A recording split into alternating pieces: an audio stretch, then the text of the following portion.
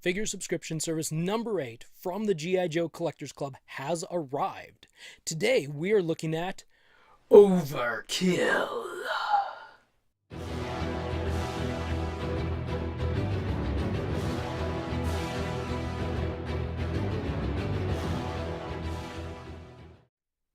Here we have on card Overkill, the Cobra Bat leader. We can see him is still in his bubble right here, and the card art that comes with him.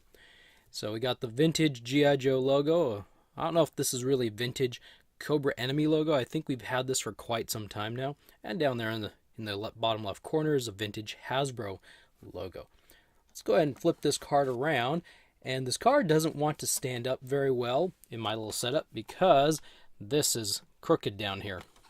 So I may have to end up holding this the whole time. I don't know. Oh, I think. Cool. All right, so up here, sorry, it's a little cut off at the top, but right here we have kind of a bigger, blown up, more image, top half version of the Overkill card art. And then right here we've got the file card. And then on the side it says G.I. Joe Club Exclusive 8, referencing figure subscription service number 8, and this is the 8th release in that series. So, it's time to just flat out read the file card, because I like reading the file cards. Alright, here we go. Cobra Bat Leader, codename Overkill. Primary function, Battlefield Commander. Secondary function, Bat Repair and Maintenance. Overkill began as an experimental prototype for the 3rd generation of Cobra Bat, Battle Android Trooper. But because of his advanced microcomputers and enhanced tactical logic programs, the cost projections were too high for profitable mass production. His endoskeleton might have continued to gather dust on a laboratory shelf if Cobra Commander hadn't decided to have Dr. Mindbender rebuild and utilize it as a battlefield commander for his legions of programmable android troopers. Overkill has been upgraded with more cybernetics over the years. His internal targeting computer is directly linked to a GPS, global positioning satellite, system for increased deployment accuracy. The armor over vital components has been reinforced, and his vision has been enhanced with the image intensifiers as well as infrared scanners. He may look more human than on the outside, but he is still as cunning and lethal as a wolf in sheep's clothing. There's a quote down here. Attack G.I. Joe. Actually, let me rephrase that. Attack G.I. Joe. Recalculating. Decided to throw on a computerized type of voice, but I don't know if it worked. So anyway, there we have Overkill and his file card. So yeah, this is, let's just get to the opening portion of it. So I'll be right back. I'm going to cut this thing open, and we'll see you back in a moment. Boom. All right, here we are back, and I don't know if it matters. Oh, I got him stand up. So anyway, he's cut open. Shall we get him open and see what's inside? Boom, boom. Hey, look at that. This may be one of the first FSS 8 figures that has a little piece of bubble for his figure stand. The others is just kind of in the background, kind of behind him. So as usual, we'll just take a brief moment to look at the artwork and admire the art. This is actually pretty cool art compared to some. I like this one. It's a pretty good one. I don't like the character, I like the character. I don't like this figure as much. But anyway, let's toss this off. All right, so let's just get in with it here. We're gonna take this off the bubble. So here we have Overkill's figure stand. And by the way, I'll make a note. Overkill is 2 words, not 1. It was 1 word back at version 1, but when they created this. This is an updated version of version 2 back in 2003. Let's see how many voices and weird things, noises I can make with my voice in this video. But anyway, back in 2003, version 2 was released, and it looked a lot like this. This is the updated version, as I said, and it was part of the Spy Troops line. He didn't come single-carded. He came with Tunnel Rat. And while it would have been really cool had the Overkill version come with some sort of like G.I. Joe spy stuff, It was actually the Tunnel Rat figure that came with spy stuff. So, anyway, I say cool because we could have gotten a potential updated Spy Troops version with, like, spy gear. I don't know. I don't remember if when Crosshair came out, if when they re-released Crosshairs, if he came with his... Didn't Crosshair... I think Crosshair had spy gear. Anyway, wrong character, wrong figure, wrong time. So anyway, this is Overkill. I will come and get you, Overkill. I will come and get you, Cobra Commander. I will. Okay. So, as I stated, it's based off the version 2 in 2003, the Spy Troops.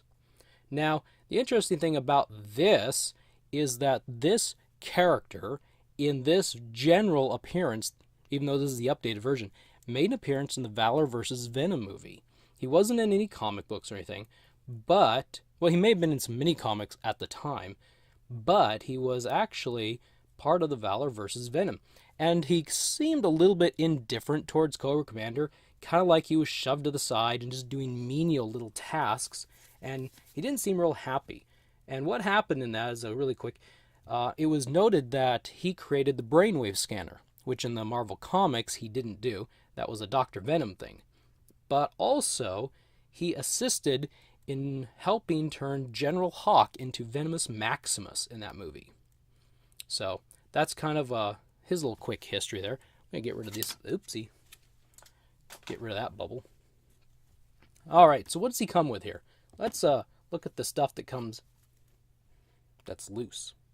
So this is a handheld, oh interesting, handheld assault rifle is what they call it, with a hollow bottom. Let's see. There you go. You can kind of see that hollow bottom there. And he comes with his red gun, which they refer to as a rivet gun. So apparently maybe it's to make repairs on the bats. He also comes with these... Ooh, let me turn him around. He comes with these claws. They're gonna get you. Sorry. I enjoy these G.I. Joe toys way too much. So anyway, comes with these claws. Now, unfortunately, unlike I didn't get version 4 or 5 of Overkill, where he was kind of a really strange mecha thing. Anyway, all the bats, and even the first 2 versions of Overkill, their right hands would come off. In this case, his right hand doesn't come off. How do you actually get that thing off? I know his hand comes off. Oopsie. I don't think it was meant to do that. I don't think it was meant to do that at all. So maybe that doesn't come off. I thought it came off. Well, now I'm in a bit of a bind, aren't I? Oh, man, we may be doing this one-handed. Oh. Hey, we'll use this the hand. Oh, my goodness. Oh, great. All right. Come on, let's put Overkill's hand back on. All right, well, this comes off if you know how to do it. This is a little arm cannon, a little arm gun thing. And as I was trying to point out, his right arm doesn't actually come off, where he has interchangeable weapons and stuff, just things. Instead, they've reused mostly, actually I shouldn't say mostly. Let's talk about what they've used here real quick, just to get that part out of the way. His head, well, we can't talk about that because his head's hiding. His arms and legs are from the Accelerator suit versions of Duke and Ripcord. So Duke version 35 and Ripcord version 2. I think I forgot about that one. Yeah, Ripcord version 2. And both of those came out in 2009. Also, his chest area, well, I should have just really stripped this guy down here real quick. Let's take off the harness, because it comes off from the back. Sorry, this may be kind of a long, confusing sounding video. Ooh, let's get this harness thing off. This harness, by the way, I have looked into just a little bit, and this comes from a Storm Shadow figure, I believe, originally. All right, now we got this part. So his chest area, his torso, comes from Cobra Commander version 43, The Rise of Cobra Commander, the one that most people generally dislike. I actually like the figure, but I've heard quite a few people not like it. So from 2009. So his head is difficult because he's got a helmet. Let's take this helmet off. Wow, this is actually stuck on here pretty good. Okay, there we go. So he's got this...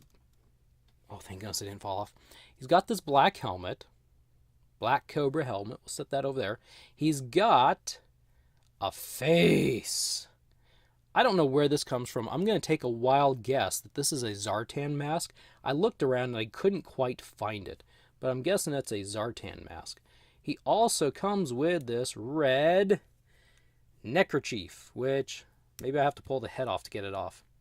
So I'll kind of push it sideways so you can see the head here. You know what? Forget this. Do my favorite thing. We'll pop the head off. There we go. So here's his gold head. And this is actually not from a G.I. Joe figure. Well, it kind of is. It uses the same molds and everything as the G.I. Joe figures. But this head comes from Bludgeon in 2013. It was part of... Oh, what was it? It was a convention set, I think. Not the G.I. Joe Collectors Club. It may have been an SDCC. Maybe. Correct me if I'm wrong on that one. It seems like that was a special set. So anyway, that's where this head comes from. And it's really kind of cool. It reminds you of the old version 1 Overkill, which I was a little bit sad that we haven't gotten an updated version of that one. This, with this mask thing on, and actually all this stuff kind of has to be put on together. Now, you can't really put that over. But with all this stuff on, it really makes you think that under the version 2 head and mask and helmet and everything, that the version 1 helmet, the version 1 head is actually there. So that's who makes this up. If you can follow me on that one, I was a little bit confusing as I stumbled and tripped through that explanation. The accelerator suits, arms and legs, Duke and Ripcord, the Cobra Rise of Cobra Commander chest, and bludgeoned head, not helmet. Golly, maybe I shouldn't do anything today. I cannot talk. So we'll put him here in his like green. You know, if a robot is naked, or if all you see is like his transistors, that's old, right? And wires and components, it means he's naked? I don't know. Yeah, I don't know if he'll stand up. We're going to plop him on this thing here. There we go. We're going to get through this video, I promise. So anyway, we had this harness. He comes with this black harness that was part of Storm Shadow at one point. And we talked about the little green arm cannon that's on his arm. And the black helmet. And the face mask. This is kind of a cool face mask. I'm pretty confident it's from Zartan. There's a couple that I saw that I couldn't quite connect. And a red neckerchief, as well as you can see that there. And this red rivet gun, probably to repair bats. He has like a ton of accessories when we really get into it. This handheld assault rifle is what they call it. And 2 monstrous claws, which I know I've seen somewhere, and I, for the life of me, cannot figure out which other figures come with these things. But they're really cool. So there we go. That's generally overkill. I really like this. I would almost probably keep him out of this. Version 2 was never one of my favorite overkills. It's kind of sad that they decided to do that one. I don't know. I was anxious for version 1 when I heard the name Overkill. So, but I don't know. Maybe there's more love out there for version 2 than I realize. But I was very, very anxious. Very anxious. Now, don't get me wrong. This is actually a really cool figure. This figure I like. The other figure, not so much. And I'm not sure why I didn't like version 2. Maybe it was because it was the Spy Troops Valor versus Venom era. And some of those figures were kind of weird and clunky. I don't know. They had some odd proportions and so forth. I'll tell you this. It seems apparently a little bit difficult to get over these shoulders. So there's a tip right there. Be careful getting this thing. You could rip the harness or maybe rip the shoulders. I don't know. It's kind of interesting. He's got like, because of this harness, he's got like double shoulder straps. Wow, this looks really bad. I'll have to fix this off camera. Oh! You know what I didn't do? I didn't... Oh, that's the problem. The harness did catch. I don't know if you can see that. The harness did catch on the elbow. That's why I can't move his arm. He's free. I can move his arm now. So, what about the range of motion? Well, I'll tell you this. Well, let's just do this. So, that's about as high as his... I thought the video was going too fast. That's about as high as those arms go with this stuff in the way. If we rotate them around, then you can force it past the harness a little bit, but that's about as far as they go that way. But they rotate all the way around, and so do the elbows. The elbows rotate, and they bend back and forth. They both do. The wrists rotate all the way around. And they also... Oh, that one doesn't. And this one... Neither of them have the rocker motion. The chest, torso area rotates all the way around, even with this belt on.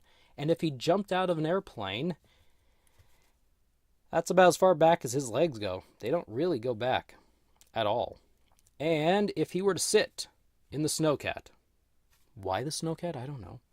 But that's what he looks like. And his knees have a double joint, which is rather common nowadays, and they work really pretty well. I really like the look of the accelerator suit. It makes him look very mechanical. And his ankles go down about that far, and they go up about that far, and they do actually rotate all the way around. So that's his pretty well good range of motion. His head does go back and forth. It has that motion, and it rotates around. And the torso can move back and forth a little bit. Overall, this is a pretty cool figure. I do like this figure. I've always liked the character, but I just didn't like the original version too. Now let's see, how do we go about putting all this back together? It's what we're going to learn. You and I are going to learn this together. Aren't you excited? So I think the heads maybe have to go in there together. Well, he's blind. Well, that sure didn't work. Really. All right, we got it lifted up. I got something going on here. Does this work? There we go. I think that's generally it. So with this on, he's got an okay range of motion, but he's peekabooing. He's peekaboo, I see you. He kind of hides when you rotate his head around. And you can, but his head comes like right off in the rotation. So I would say he doesn't have a really awesome range of motion in that neck and that head area when he's in this form. And you'd think as a well, maybe as a cyborg, maybe he wouldn't have a ton of range of motion. I don't know. Let's see about fitting these claws on. And how well that does or doesn't work.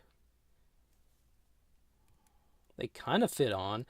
I'm taking a guess that the original... I'm not guessing. I know the original accelerator suit figures didn't come with these. So... they're kind of very... They fit, but they're kind of... they feel like they're going to fall off any moment.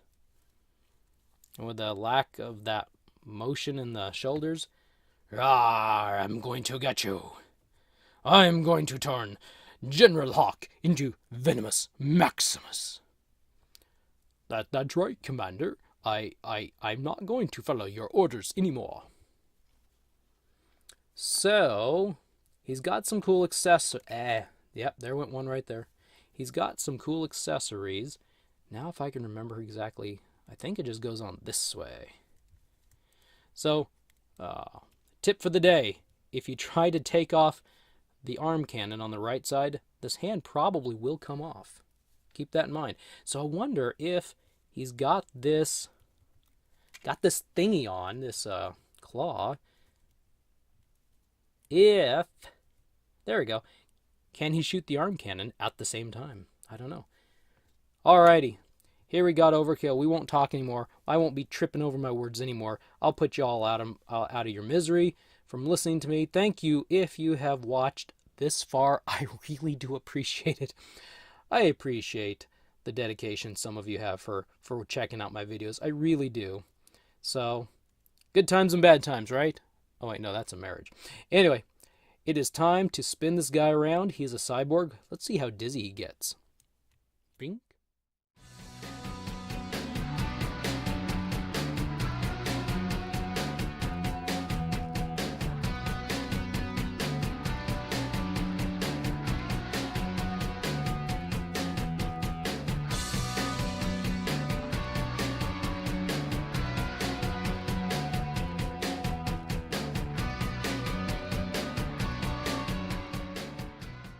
Thank you for stopping by. If you want to drop me a line, please do so in the comments section below. If you enjoyed this video and want to be notified of future videos, please hit the subscribe button and the bell notification icon next to it. I will see you next time.